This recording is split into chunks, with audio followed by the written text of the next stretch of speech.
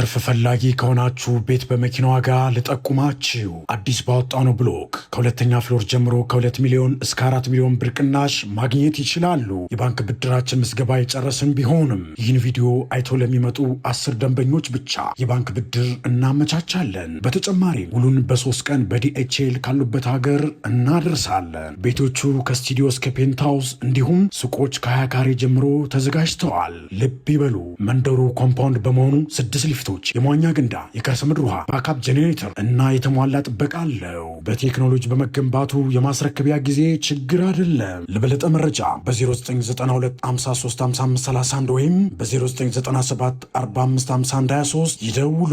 ዲኤምሲ ሪል ስቴት።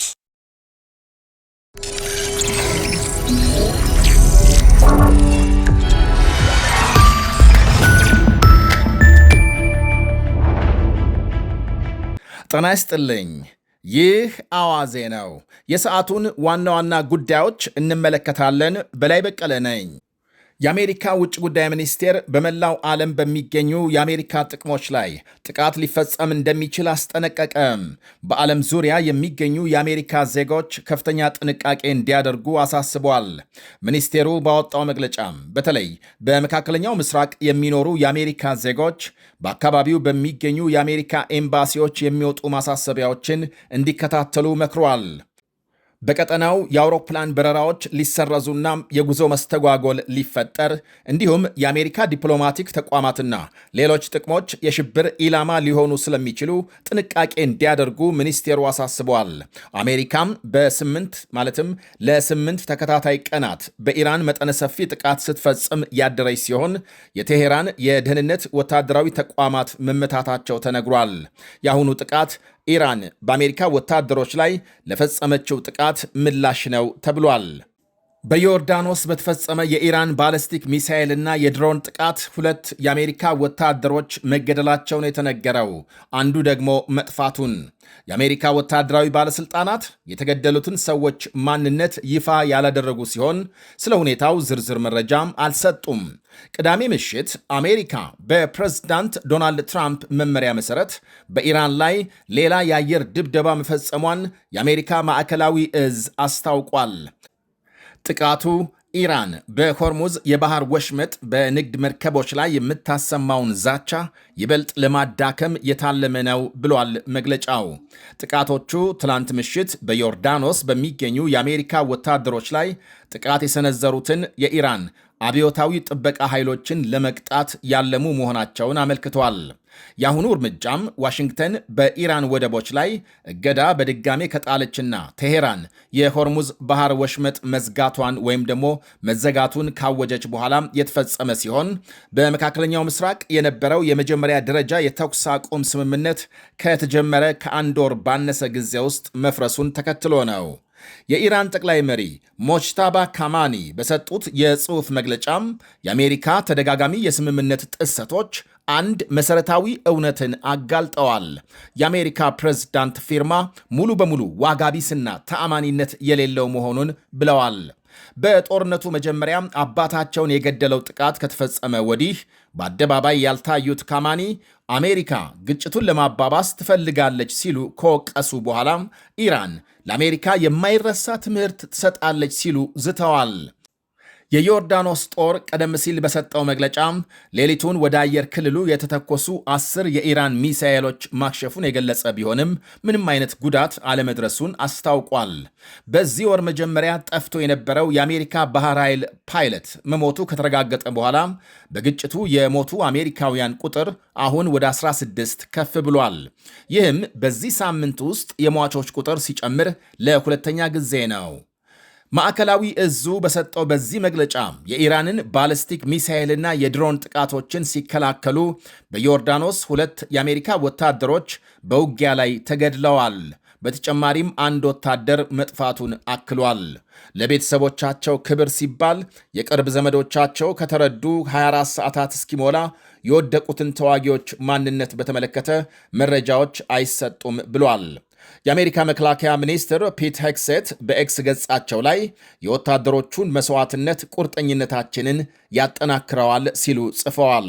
የኢራን መንግሥት መገናኛ ብዙሃን የአብዮታዊ ጥበቃ ኃይል ዮርዳኖስ በሚገኘው አልአዝራቅ የጦር ሰፈር ቢያንስ 2 የአሜሪካ ተዋጊ አውሮፕላኖች ማውደሙን አስታውቀዋል። የአሜሪካ ውጭ ጉዳይ ሚኒስቴር በዓለም ዙሪያ የሚገኙ በተለይም በመካከለኛው ምስራቅ ያሉ አሜሪካውያን ከፍተኛ ጥንቃቄ እንዲያደርጉ በድጋሜ ማስጠንቀቂያም አውጥቷል። በመካከለኛው ምስራቅ ባለው ከፍተኛ ውጥረት ምክንያት የጸጥታ ሁኔታው ውስብስብና ያልተጠበቁ ግጭቶች ሊባባሱ የሚችሉበት ሁኔታም አለ ብሏል።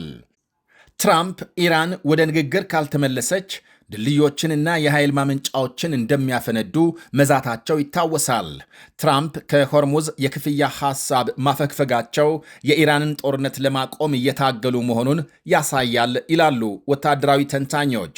ዋሽንግተንና ቴሄራን ጦርነቱን ለማቆም በሰኔ የመጀመሪያ ደረጃ ስምምነት ላይ ደርሰው የነበረ ቢሆንም ስምምነቱ በጥቂት ሳምንታት ውስጥ ፈርሷል። ትራምፕ በሐምሌ 8 ስምምነት ማክተሙን አውጀዋል። የኢራን ጤና ጥበቃ ሚኒስቴርን ጠቅሶ የመንግሥት መገናኛ ብዙሃን እንደዘገቡት ባለፉት 3 ሳምንታት በአሜሪካ ጥቃት ቢያንስ 50 ሰዎች ሲገደሉ ከ500 በላይ ቆስለዋል። በአሜሪካ እስራኤልና በኢራን መካከል የጀመረው ጦርነት ከየካቲት 28 ጀምሮ በመካከለኛው ምስራቅ በሺዎች የሚቆጠሩ ሌሎች ሰዎች መገደላቸውን ይፋዊ መረጃዎች ያሳያሉ። አብዛኞቹ ከኢራንና ከሊባኖስ የመጡ ናቸው። ይህ በእንዲህ እንዳለ አሜሪካ በኢራን መሠረተ ልማቶች ላይ ጥቃት የምትቀጥል ከሆነ ከተባበሩት አረብ ኤምሬትስ ከዱባይና ከአቡዳቢ አውሮፕላን ማረፊያዎች መንገደኞችን እንድታስወጣ የኢራን መንግሥት አስጠንቅቋል።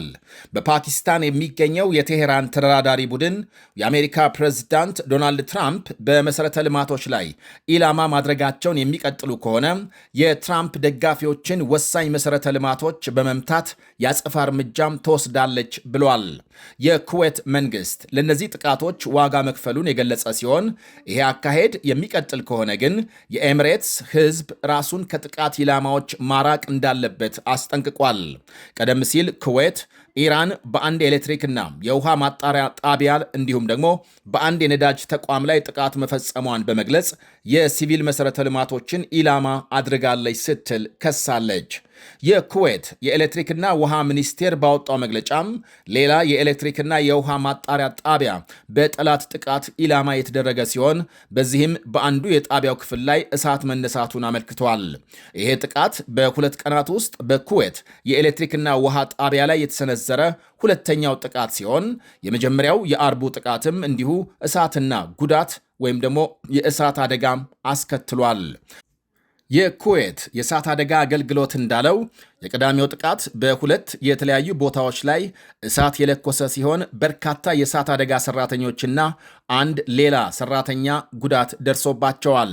የውጭ ጉዳይ ሚኒስቴሩ እነዚህን ወሳኝ ተቋማት ደጋግሞ ኢላማ ማድረግ የሲቪሎችን ሕይወትና ደህንነት አደጋ ላይ የሚጥል በሲቪል ስፍራዎችና ወሳኝ መሠረተ ልማቶች ላይ ያነጣጠረ ስልታዊ የጠላትነት አካሄድን ያሳያል ሲል ከሷል። የሀገሪቱ አየር መንገድ በበኩሉ በሮኬትና በሰው አልባ አውሮፕላን ጥቃቶች የተነሳ በኩዌት ዓለም አቀፍ አውሮፕላን ጣቢያም የአየር ትራፊክ እንቅስቃሴ ለጊዜው መቋረጡንና አብዛኞቹ በረራዎች ለሌላ ጊዜ እንዲዛወሩ መደረጉን አስታውቋል። ኢራን ትላልቅ የአሜሪካ ወታደራዊ ተቋማትን በሚያስተናግዱ በኩዌትና በባህሬን የምታደርገውን ጥቃት አጠናክራ ቀጥላለች። የኢራን ጦር እንዳስታወቀው ድሮኖች በባህሬን የሚገኘውን የሼክ ኢስ አየር ማረፊያም የአሜሪካ ጦር አውሮፕላን መጠለያዎችን፣ የማቆሚያ ቦታዎችንና የነዳጅ ማጠራቀሚያ እንዲሁም በርካታ መጋጠሚያ ድልድዮችን ኢላማ አድርገዋል። አሜሪካና አጋሮቿም በመካከለኛው ምስራቅ ላይ ከሰነዘሩት ጥቃት በመነሳት ኢራን በምትወስደው የአጸፋ እርምጃ ከፍተኛ ጉዳት የደረሰባት የተባበሩት አረብ ኤምሬትስ ናት። ይህ አዋዜ ነው። ትርፍ ፈላጊ ከሆናችሁ ቤት በመኪና ዋጋ ልጠቁማችሁ። አዲስ ባወጣነው ብሎክ ከሁለተኛ ፍሎር ጀምሮ ከ2 ሚሊዮን እስከ 4 ሚሊዮን ብር ቅናሽ ማግኘት ይችላሉ። የባንክ ብድራችን ምዝገባ የጨረስን ቢሆንም ይህን ቪዲዮ አይቶ ለሚመጡ 10 ደንበኞች ብቻ የባንክ ብድር እናመቻቻለን። በተጨማሪም ውሉን በ3 ቀን በዲኤችኤል ካሉበት ሀገር እናደርሳለን። ቤቶቹ ከስቱዲዮ እስከ ፔንታውስ እንዲሁም ሱቆች ከ20 ካሬ ጀምሮ ተዘጋጅተዋል። ልብ ይበሉ፣ መንደሩ ኮምፓውንድ በመሆኑ 6 ሊፍቶች፣ የመዋኛ ገንዳ፣ የከርሰ ምድር ውሃ፣ ባካፕ ጄኔሬተር እና የተሟላ ጥበቃ አለው። በቴክኖሎጂ በመገንባቱ የማስረከቢያ ጊዜ ችግር አይደለም። ለበለጠ መረጃ በ0992535531 ወይም በ0997455123 ይደውሉ። ዲኤምሲ ሪል ስቴት